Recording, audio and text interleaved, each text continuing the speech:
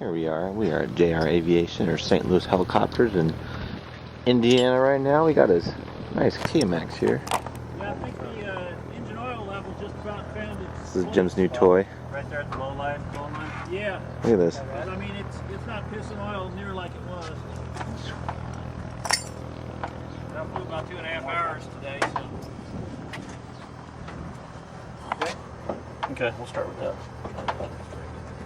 I think it's found its happy spot.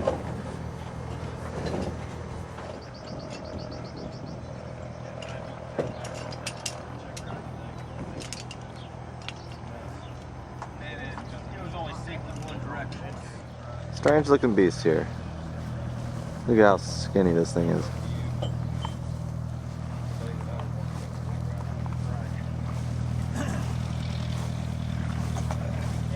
You're already probably a little bit nervous, and then Look at this all the way thing. down south of Indianapolis, just a straight front. It's like, oh man, if he hadn't flown that, he's gonna be flying directly through that. Yeah.